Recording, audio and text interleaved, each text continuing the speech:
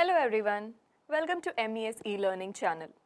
In the last session, we learned skill of stimulus variation and we have understood how to use stimulus variation in our classroom.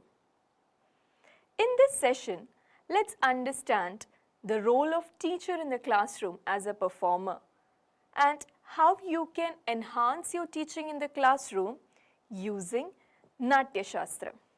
Okay, so I said Natya Shastra. What is Natya Shastra? It's a text written by Bharat Muni and it has the basic elements of dance and drama. So in this session, we are going to talk about how a teacher can enhance using stimulus variation in the classroom through Abhinayas mentioned in Natya Shastra. So the first Abhinaya that, see, now when I am saying Abhinaya, so these are used by performers on stage when they perform, right? So it can be any classical dance forms or drama. So as a performer, they use their stage and they use these Abhinayas to perform and captivate the mind of the audience. So as we say, teacher is also a performer in the classroom. So it will, the teachings will be enhanced if the teacher understands this and tries to incorporate this in the classroom. So let's start with the first one, which is Angika Abhinayam.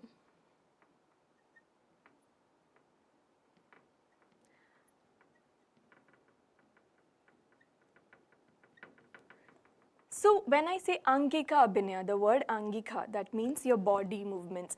So when a performer is performing on stage, she uses her body to express, right? Same way, a teacher in her classroom will use her body to, through gestures, to body movements, while she is teaching a particular content or delivering knowledge in a way, right? So this can be said by the way teacher uses her body movements in the classroom. Like using proper gestures, walking around, your facial expressions, the way you move your eyes, having eye contact with the students, all these are very important in the classroom, which we have understood in our stimulus variation also, right? So that is what even Angika Abhinayam is stating, right? So this was the first one. So Angika Abhinayam is how you use your body movements. So in teaching in a classroom, how you move around, how you interact with the students, your gestures, your facial expression, eye contact, and everything is covered in this. Next one is Vachika Abhinayam.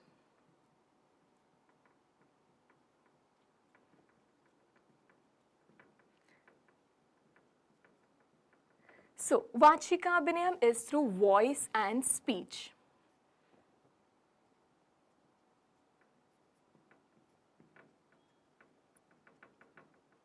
Okay, so as a performer, the performer uses their vocal expressions, right, in the form of the dialogue delivery or music. They use that to enhance their performance. Same way, a teacher in her classroom will use her voice and speech to deliver the content in a better way. It can be through your tone, voice modulation, expression in your voice, stressing on the keywords, right? So we have understood that in our stimulus variation also, how important it is for a teacher to use a voice modulation so that she can engage the students in better learning. That is what is Vachika Abhinayam all about. So how a teacher is using her voice for better teaching or to actually captivate the minds of the students so that they stay focused, they listen to you. Okay, so that is Vachika Abhinayam. So first we saw Angika Abhinayam, then Vachika Abhinayam, which is through voice and speech. Coming to the third one, it is Aharya Abhinaya. In dance or in drama, it is how we use our costume and props to enhance the performance. Same way in the classroom, to enhance our teaching, we use visual aids or teaching aids, right? So how, when you see, now when I'm teaching, I'm delivering a content, but if I have a teaching aid in my hand, it will help me to get the focus of the students so that learning will happen in a deeper manner, right? So in the classroom, it can be how correctly you will use your visual aid. One second.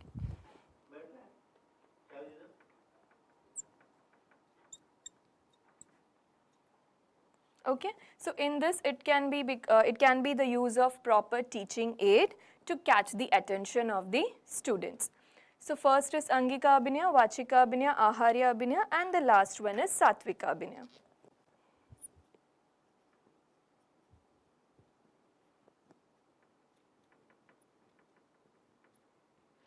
So as a performer, when I say Satvika Abhinaya, it is how you express your emotions correctly. So as a teacher, it is how you emotionally connect with your students.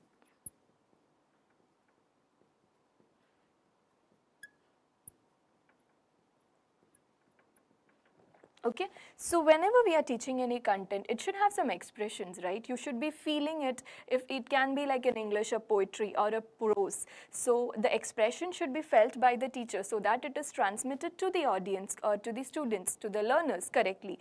Same with the every subject. There should be enthusiasm in the teacher to teach that content, right? Which can be brought in correctly when we use this in our classroom. Right? So we started with Angika Abhinaya, which is body movements, and then Vachika Abhinaya, which is voice and speech, Aharya Abhinaya, that is using proper visual aid, and Satvika Abhinaya, that is having an emotional connect with the students for holistic learning, for deeper learning, for making learning more interesting. So isn't this Natya Shastra, which is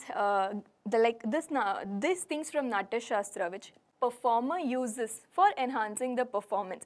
Same way, a teacher also uses this in her classroom to enhance her teaching and to make her teaching interesting, fun, and also so that the students have better retention and they remember this for a longer period of time. So I hope this is clear. Now coming to a shloka from Natya Shastra, which says, Yado hastas tado drishti. Yado drishti tado manas, yado manas tado bhavas, and yado bhavas tado rasas. The translation goes this way: where the hands go, there goes the eyes; where the eyes goes, there goes the mind; where the mind goes, there goes the emotions; and where the emotions goes, there rasa is created. That is, the essence is understood. Same is with the teaching in the classroom. I'm trying to relate it in a way where, as a teacher, when you use an engaging visual aid or a very good visual aid, or you teach in a very appealing manner, you have the power to catch the students' attention. Like, they will first look at it, right? And once you catch their eyes through that, their mind is also being there. Like, it is easy for you to catch their attention. And once they give attention to it, then they will emotionally connect with the content, whatever you're delivering, and then that will create an interest or arouse a curiosity. So there an essence of learning is created, right? So this is how I'm trying to tell you that as a teacher also, understanding these things will help you to become better, right? So I hope you understood this, and this is how you can be a better performer in the classroom and enhance your teaching style. So that's all in this session. Thank you for listening. Have a